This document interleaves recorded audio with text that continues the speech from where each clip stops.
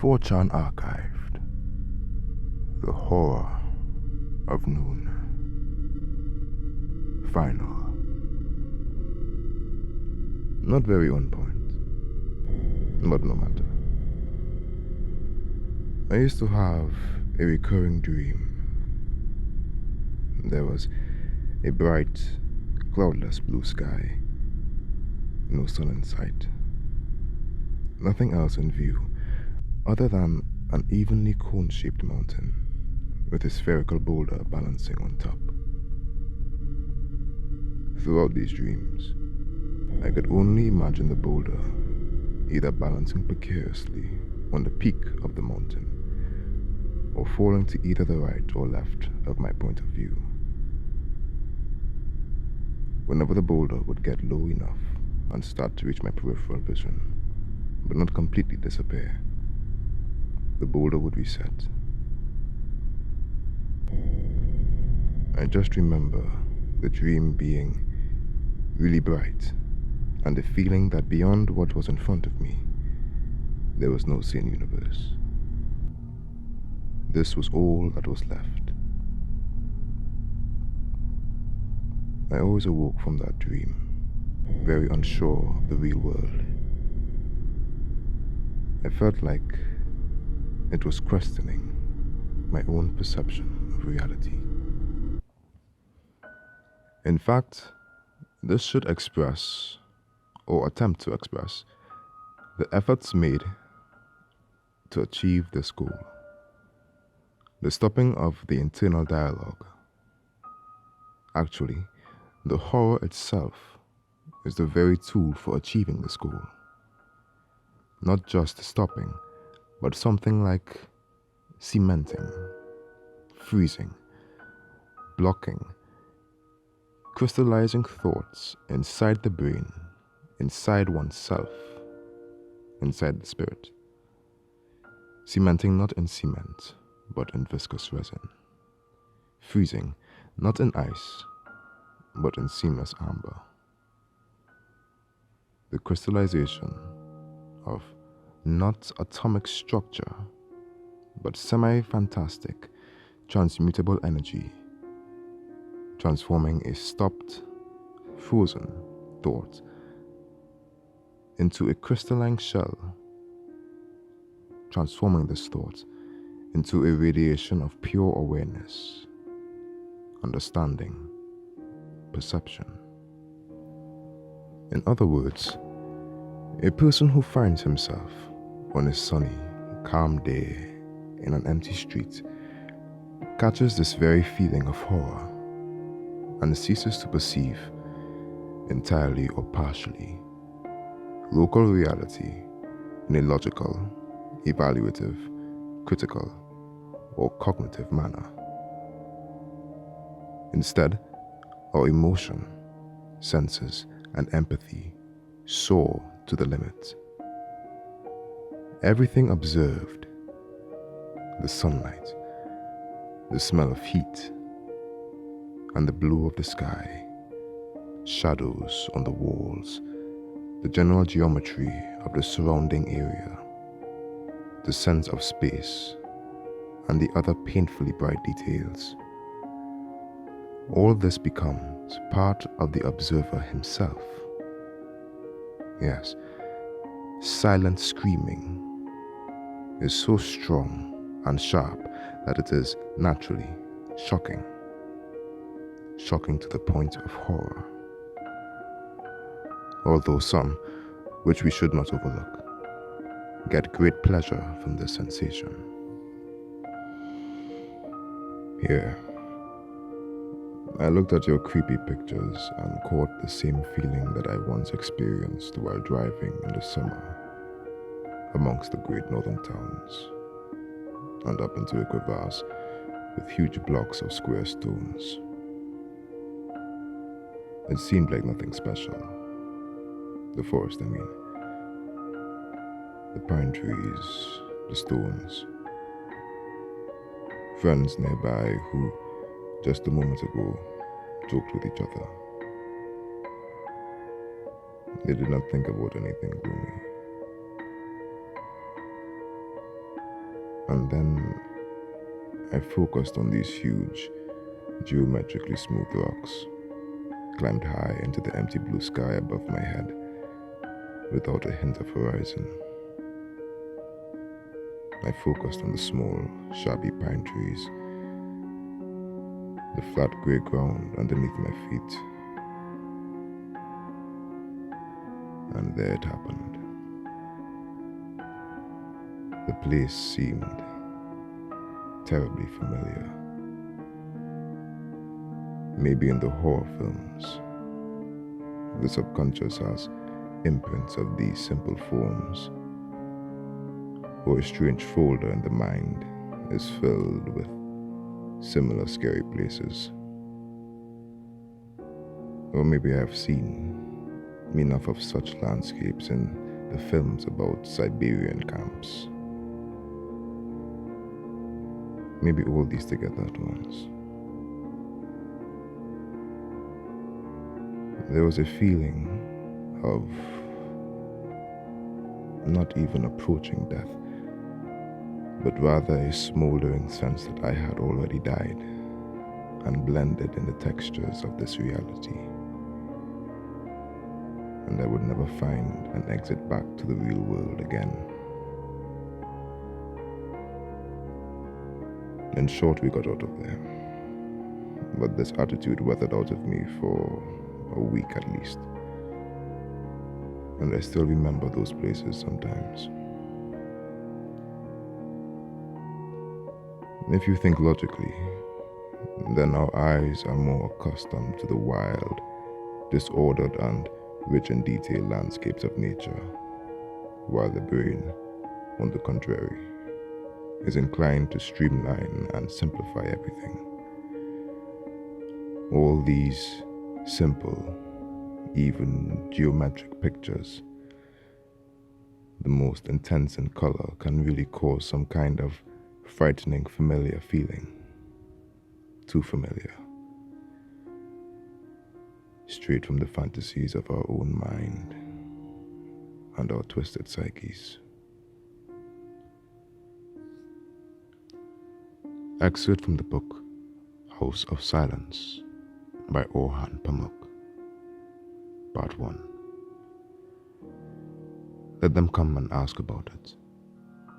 This time I am waiting to calmly and simply answer them. But downstairs everything is quiet again. I got out of bed and looked at the clock on the table. It's already 10 in the morning. Where are they? I went to the window and looked out into the garden. The machine abandoned by Metin stands in its original place. Then I noticed that the cicadas, who had been singing for weeks next to the kitchen door, were not heard. What horrifying silence. I wonder why the doctor came, although I do not think that her arrival is connected with anything. But the dwarf, probably, now tells them everything, gathering them around him and whispering about old sin. I immediately left the room, went to the stairs. Rapping on the floor with a stick, I called, "Recip, Recip, come upstairs now." For some reason, I knew that he would not come, that I would knock in vain and strain my old voice without purpose. But I called again, and when I called, a strange horror gripped me. It seemed to me that they had all gone away, without telling me, forever, gone and would not return, leaving me alone in this house. Fearfully, to distract myself, I scream again, and this time I was even more afraid. It seemed that there was no one left in the world. There were no people, no birds, no annoying dogs, not even cicadas, singing to remind me about time and heat. It was as if time had stopped and I was left alone, and now my voice, in fear, and without any hope calls out again. It calls in vain for nothing. The stick is hopelessly knocking on the wall, and for no one to hear. There were only empty chairs and abandoned tables, layered in dust, locked doors, sad objects, creaking on their own. This is the death you discovered Celia in. For some reason, it seemed to me that my thoughts would freeze like these objects and would become colorless and tasteless as ice. And I would forever stand here in silence. At once, to find time and movement, I resolved to go downstairs. With difficulty, I went down 4 steps, but my head was spinning, and I was again afraid. There are 15 steps ahead of you. You won't be able to go down, Fatima. You'll fall. In a panic, I went back very slowly, and while I went upstairs, back to my frightening silence, I wanted to think about something fun and forget about it. Now they will come and kiss your hand. Do not be afraid, Fatima. The demon of despondency, also called midday in Psalms 90 verse 6, is the worst of all demons. He goes to the monk at around the 4th hour and besieges him until the 8th. First of all, this demon makes the monk notice that the sun is moving very slowly, or remains completely motionless, and the day becomes as if it were 50 hours. Then the demon compels the monk to constantly look out the window and jump out of his cell to look at the sun, or to find out how many of his brethren are left. It does this before the 9th hour. This demon also inspires the monk with hatred for the chosen place, the ascetic lifestyle and manual labor, as well as the thought that love has dried up and there is no one who could comfort him. And as they say, he goes to great lengths to trick a monk into leaving his cell and to flee his field. Ever Garas of Pontus. Word on Spiritual Works, Part 12. At noon, exactly at noon, it's even worse. You look around the horizon. Dry vapors of arable land stand in the frozen air. The earth is burning, the peasants say. The sultry breaths of the earth do not flutter. A merciless luminary nails every leaf into cracked, dry soil, brutalized by streams of heavy light. Then the sky is pouring a shower of molten gold, hard and creepy. In limp horror, everything is silent, languid, quieted down before the powerful Moloch. Yet only a painful hour has passed. You run, and someone is giving chase. Even if you want to shout, you don't dare. Yes, you are not alone.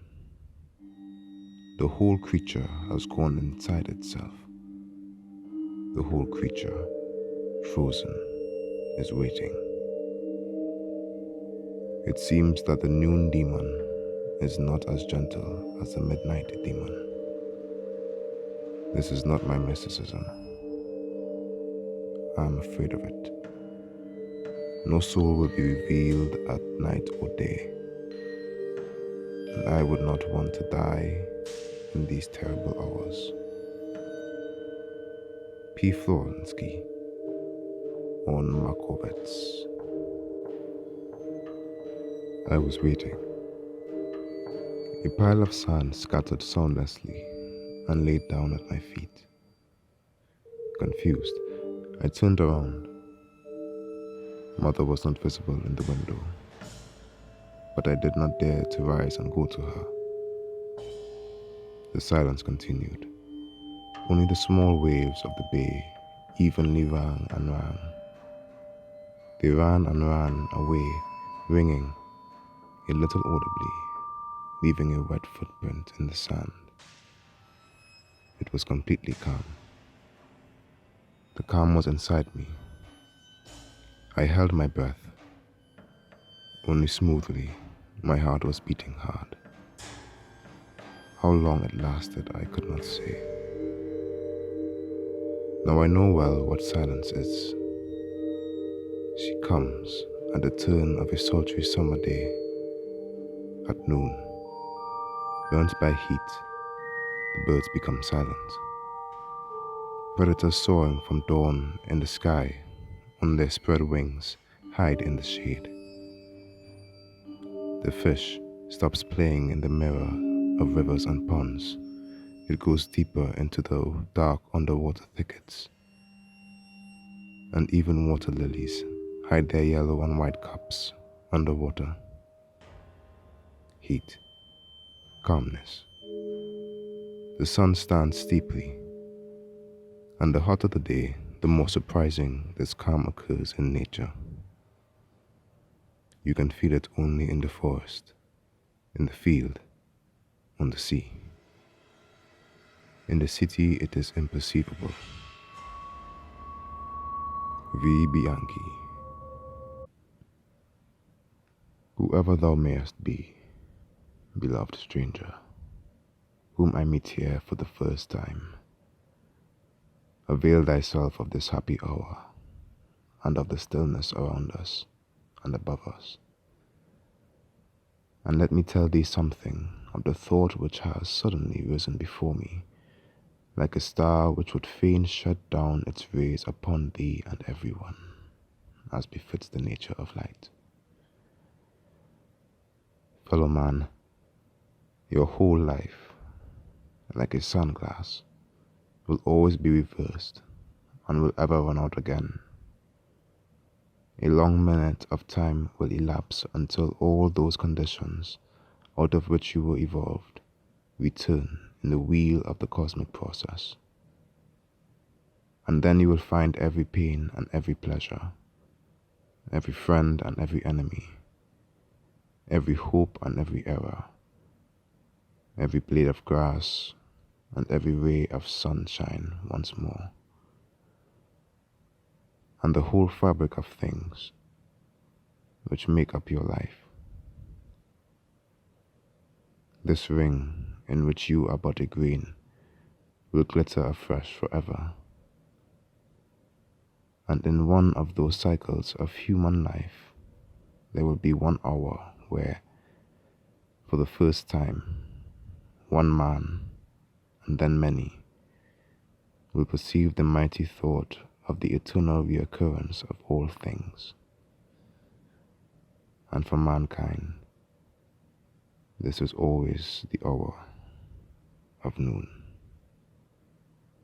Nietzsche. And thus, sleepy listener, ends my narration of the horror of noon. This was a very much spur of the moment thing, something I found on 4chan, the paranormal board. This is the first body of work that I have ever completed in my life, and I did not write it.